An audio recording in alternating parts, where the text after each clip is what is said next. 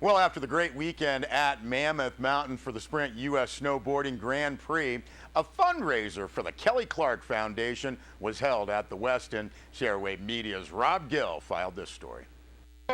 Presenting your U.S. Olympic snowboard team. And you do a lot also for the youth of snowboarding too. I think you have a fundraiser going on tonight for Mammoth. Yeah, I started the Kelly Clark Foundation, and we're gonna go to the Westin tonight from 6 to 8 and raise funds. And we help youth be successful through snowboarding. So it's great to pour my efforts into something like the Olympics, but it's even better to pour my efforts into something that's gonna outlast my competitive career. Yeah, we're so excited that Mammoth was chosen as the final stop on the U.S. Snowboarding Grand Prix. So the U.S. Olympic snowboarding team was named today up at Main Lodge, and we just thought it'd be nice to have a party afterwards, a celebration, kind of a send-off to Sochi for the U.S. snowboarding team. And in conjunction with that, we thought it would be great to raise money for the foundation as well. I started the Kelly Clark Foundation 4 years ago, and we help youth be successful through snowboarding. So we fund high-level competitive athletes in high school. We pay for their education, for their funding, and we also partner with snow-related nonprofits and target underserved youth. So we're getting kids out on the snow at an entry level and at a high level. We're going as we grow at the Kelly Clark Foundation, and we have 3 programs right now. We have the National Scholar Program, we have the partnership with the Mammoth Mountain Community Foundation, and that targets local kids here in Mammoth, and then we have the Passport program. So we want to do those programs well. We want to move as many resources as we can. We want to make as much money as we can to give away. You know, I'm excited to see it grow in the future, and we're going to keep doing what we're doing well and hopefully grow.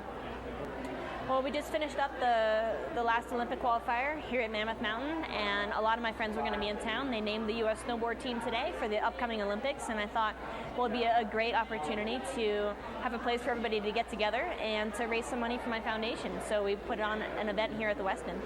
We've partnered up with the Westin here in town, and they've been amazing. You know, they have such a heart to see the community benefited from their business being here. And so partnering up with us was a no-brainer because we're giving back to the community here. You know, we're not only having a facility to have everybody get together to celebrate Team USA, you know, Olympic viewing parties, all that, but, you know, we're actually getting to help out local kids as well. So it serves their mission in mind. It's a great partnership. Great, so we're looking forward to planning many more events like this where we can partner, kind of create an atmosphere here in the hotel for people to come, have a good time, relax, donate to a good cause, and raise money. We have a raffle. We've got some fantastic prizes. Kelly was kind enough to donate one of her snowboards. We have a few hotel stays at some of our other sister hotels, the Wildwood Snowmass, the Westin Riverfront, Westin Whistler, and some other gift certificates for restaurants and retail shops around Mammoth. This is our 3rd event here in Mammoth Lakes, and it's been really fun to see the foundation get established here. I started it in Vermont, where I'm from, and now that Mammoth's home, I'm really trying to get it established in the community and really communicate what it's all about, make a difference locally, and inspire people to make a difference in their communities.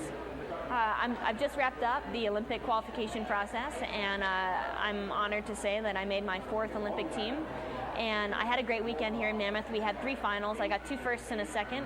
And I had my spot locked up before I had these events, but every event is really good practice, and I was riding really well. The mountain did such a good job putting this event together. It's the best half pipe we've ridden all season.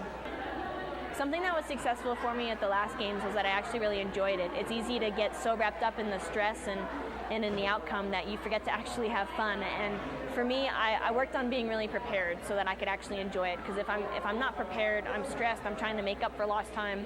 And so for me, I got ready for this, you know, over the last 4 years, so I can actually go to this Olympics and hopefully perform my best, but actually enjoy it as well. I have one new trick I've been working on. I've been trying it in a few different contests. It's a cab 10, so it's a switch 1080. And for me, that would be, you know, my dream run. And I'm going to keep working on it until I get to Sochi. Boy, we're sure glad Kelly Clark lives in Mammoth. We thank Rob Gill and Kelly for that, and also thank Kelly for her contributions to Mammoth Lakes, and wish her luck in Sochi. Well, Bennett Kessler filed this following story. Residents of West Bishop now keep a wary eye on their groundwater levels and their private wells. Now, some property owners have reportedly started to meet to share their fears. Now, 7 or so domestic wells have dried up, and many question why the groundwater dropped, forcing homeowners to drill much deeper wells. Now, some attention has focused on the Los Angeles Department of Water and Power's pumping over the years. Inyo's water director said preliminary investigation pointed to a lack of recharge due to dry years. Now, most of the ditches that flow through yards in West Bishop dried up some months ago. Sierra Wave Media checked with the water master of the Bishop Creek Water Association for another view. Miles Millay has worked as water master for 2 years. He described his main job as evenly dividing the main Indian ditch that flows from Bishop Creek below Edison's Plant 6 into 3 ditches which flow downhill through residential areas and ultimately to DWP lessees off Barlow Lane and to reservation areas. Millay said, quote, "The amount of water in the main Indian ditch is 3.5 cubic feet per second. I spread that as equally as possible into 3 lower ditches," end quote. Now, those 3 ditches are the Hall Ditch, the South Indian Ditch, and the North Indian Ditch, and they flow into West Bishop. Now, some residents of the area said they thought Underwood and Glenbrook got more ditch flow than Highland and Sunset. Millay said that's not the case. He said that the Hall Ditch comes out of the corner in front of the 2 houses on Underwood, but then immediately goes to leases with livestock. Millay said a community well also serves Underwood, Glenbrook, and Sierra Vista. Now, other properties have individual wells or community wells. Millay said Highland Drive was the first to experience dry ditches, but he said that it is not because their water was cut off by head gates. He said it's because of the lack of water in Bishop Creek. Now, North Bishop Creek runs through the McLaren area where water still serves ditches. Overall, Millay said most residential areas in West Bishop do not have water in their yard ditches. Last winter, according to Millay, Bishop Creek registered a flow of 45 cubic feet per second, and this year the flow is down to 20 cubic feet per second, and just more. Said Millay, quote, "I can't give them what I don't have," end quote. Well, Bennett Kessler also filed this report. Members of the Mammoth Town Council said it felt like a slap in the face when the Mono supervisors declined to directly contribute to 4th of July events at Crowley Lake. Mammoth Councilman John Eastman pointed to the letter that came from Mono County Administrator Jim Leddy that said the supervisors were willing to consider the request from the town for $5,000 in cash to help fund the 4th of July. But he said they were actually willing to consider that the town could apply for a grant through the county to get the money. Mammoth Councilwoman Joe Bacon said the application date had passed. Town manager Dan Holler said the grant would have put the town in competition with county agencies that would have been hard to beat. Holler said the idea was not viable. Now, Councilman Eastman said, quote, "Maybe I'm missing something. I can't understand why the 4th of July would not be looked at by the Board of Supervisors, especially those who represent Mammoth Lakes, and not fall all over themselves to fund a menial distribution for a county function," end quote. Now, Eastman said board members were, quote, "playing a game and creating reasons for not funding this," end quote. He said voters in Mammoth Lakes and Crowley should be upset. Now, Mammoth Mayor Rick Wood and Mayor Pro Tem Bacon agreed.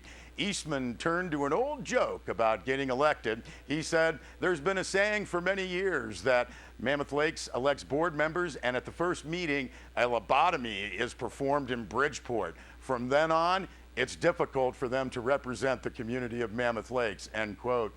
Mayor Rick Wood chimed in, "I couldn't have said it better." Well, Matthew Lehman, Mammoth councilman, said the town did not apply for the county grant as he saw it on principle. Said Lehman, "The 4th of July is something that financially benefits all of us." Now, Lehman had earlier reported that community efforts had galvanized private donations toward the ultimate goal of $28,000 for fireworks and Pops in the Park.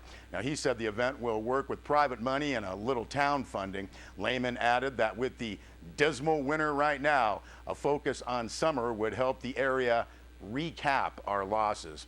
As for the political discord, Mayor Wood added that there is an election June 3rd and Mammoth supervisor seats are up for election. Said Wood, quote, "Voters can and do make a difference," end quote. We'll be back with more news.